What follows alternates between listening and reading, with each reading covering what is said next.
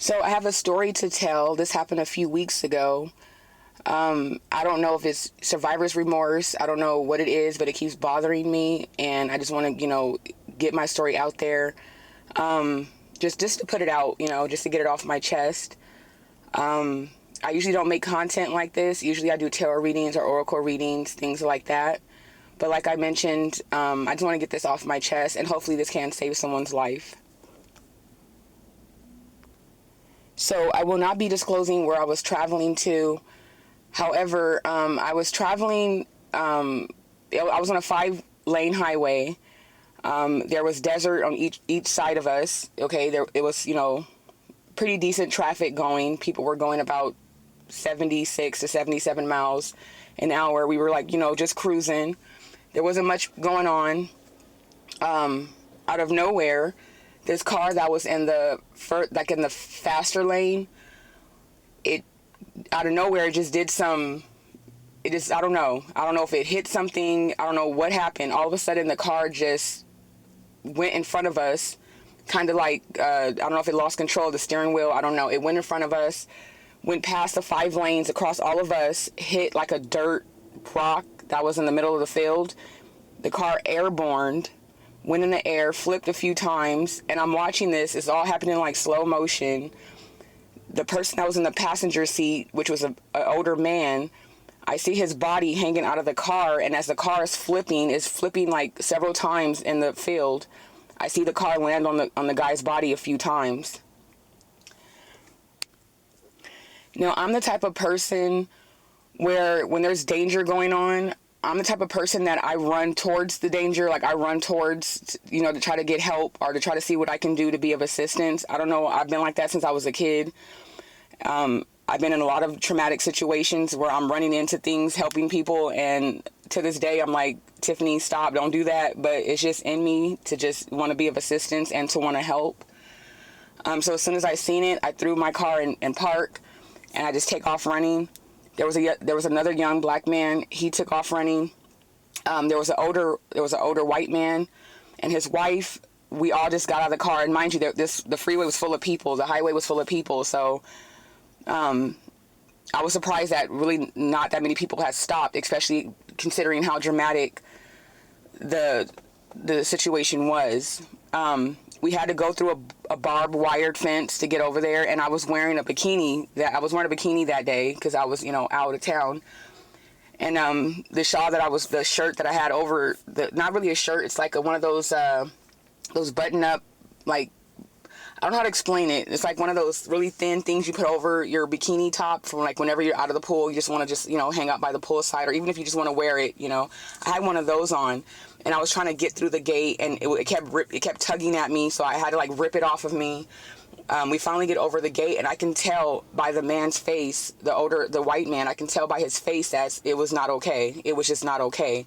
When I finally was able to get over there, there was debris everywhere. I don't know if the family was moving out of town, if they were moving in town, if they were just moving things out of storage.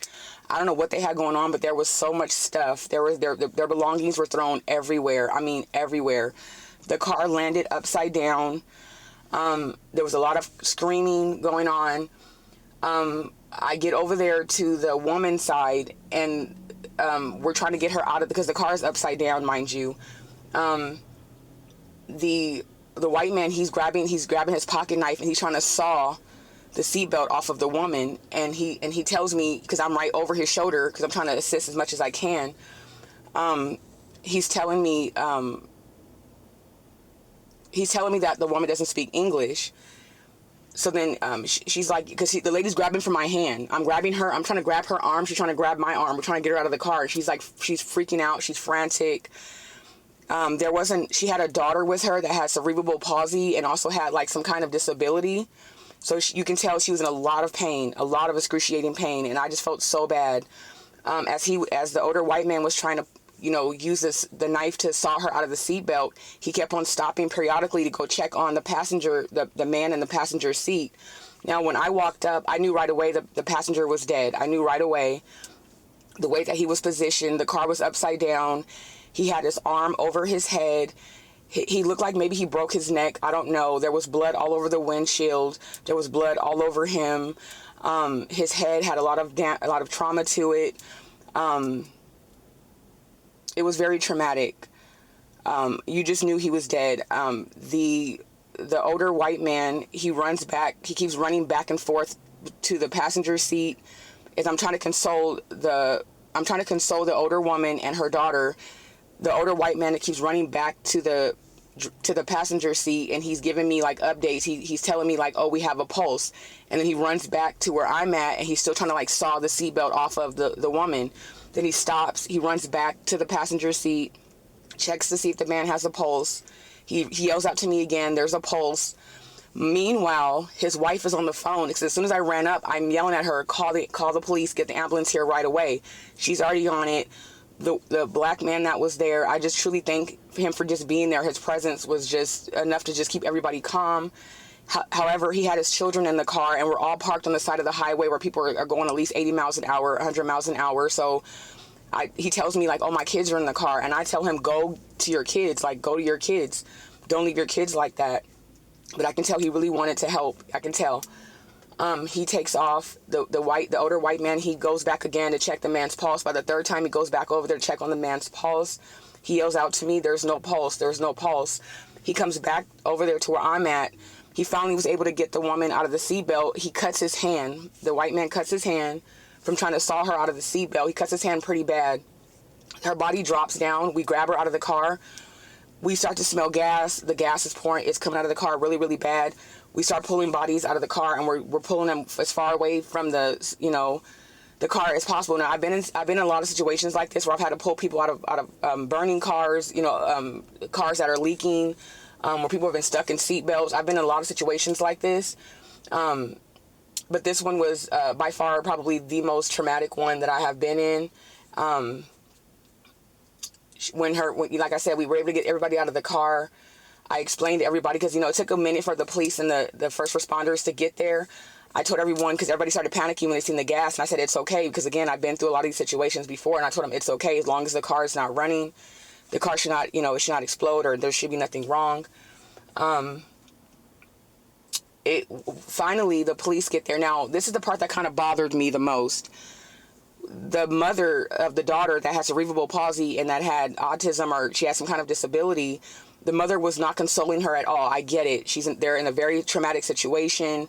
The mother's only worried about getting her documents out of the car. She just keeps yelling, I want my documents, I want my documents. And I'm thinking in my head, oh my God, like, I understand you want documents, I get it, but right now, it's like, this is not the time. Like, your daughter's over here. I had her daughter in my arms, and she was just screaming, and then I didn't even realize until the daughter was rocking back and forth. She had a big gash in the back of her head. She can't really speak very well because she has, her cerebral palsy and her disability, so she's kind of just, I keep hearing her yell, my daddy, and that broke my heart. I didn't know, like, it just broke my heart. I didn't know what to do. I don't know, how do you console someone and they just watch their father, die right in front of them? So I'm holding her. I'm trying my best to just, be understanding, to try to console her as much as I possibly can. The mother isn't. It was not until the police showed up. When the police showed up was the very first time that I seen the mother actually go towards her daughter and actually consoled her. And then I was able to go with the rest of the witnesses and give my statement. That really bothered me, because I'm like, oh my God, you should be more concerned about your daughter outside of these documents, I digress. We all grieve differently. We all have a way of how we grieve and deal with trauma, right? So I didn't hold that against her. But I did notice that. Once the police did show up, the police officer was very short. He was very nonchalant, which I get it. I'm sure police officers see these type of things all the time. However, he didn't even really want to take my statement. He was only more concerned with the white man's statement, which kind of really bothered me, because me and the white man and I were like, we pretty much seen the same exact thing. We were there, the first ones there on the scene. I remember the white man actually told me, he actually said in front of everyone, he goes, thanks to me. He was basically pointing at me and said, thanks to her, that's how a lot of things were able to get done. And then I'm saying to him, no, thanks to you, because it really was for that dude. If he wasn't, so calm, if he wasn't so calm, and because I was crying. Like, I don't like death, I don't really care for death and stuff like that, because to me that's like a forever goodbye. And, you know, I don't really care for things like that. I don't care who it is. If anyone passes away, I start crying. That's just how I am. So I was really sad about that. When I say survivor's remorse, what I mean by that is because, you know, as I'm walking away, getting back into my car and getting ready to go back to my life, I'm thinking in my head, I'm like, this family behind me, their lives are never going to be the same again. And so, you know, I had to drive away with that. And I think for a cool minute, I was in shock for a little bit. I had to pull over and just really like gather myself, because it was just so traumatic. There was so much blood, so much screaming. Yeah. So I just had to get that off my chest. I had to tell that story because it was a lot. And I thought by now, you know, I always say that, you know, time heals most wounds. It heals most wounds. But in this situation, it's been a few weeks, and I keep thinking about it, and it's just been sitting on me. And I just wanted to get it out there. So I just asked if you all would just pray for that family, pray for that mother, pray for her daughter. I pray that the man that lost his life, I really do pray that, you know, he goes where his spirit, soul needs to go. And yeah, I think at one point I even whispered to the young girl, I said, it's okay. You have a guardian angel now. And when I said that, with her disability and all, she looked up at me. And then she went back to crying again. But for that split second, she looked at me like she understood what I was saying. Yeah. So that's my story. And I just, the advice I would like to share is, you know, don't take life for granted. We can be here 1 minute, driving with our families, having a good time, and then the next minute, you know, not here. So just spend every day like you love life, okay? Spend every day telling those that you love them. Appreciate life. Appreciate the little things, okay?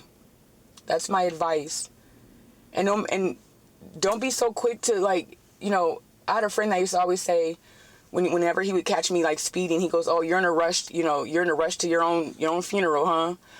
And I get what he means by that now. Like, wherever you're trying to get to is going to be there whenever you get there. So there's no need to rush, okay? Take your time. Be vigilant. Pray. Do the traveler's prayer. Every time you get in your car, every time one of your loved ones get in their car, do the traveler's prayer, okay? Pray to God. Pray to whomever you believe in and say, hey, can we have happy, safe travels? That is my advice, you know. Just appreciate life. I'm Tiffany. Take care of yourselves. Until next time.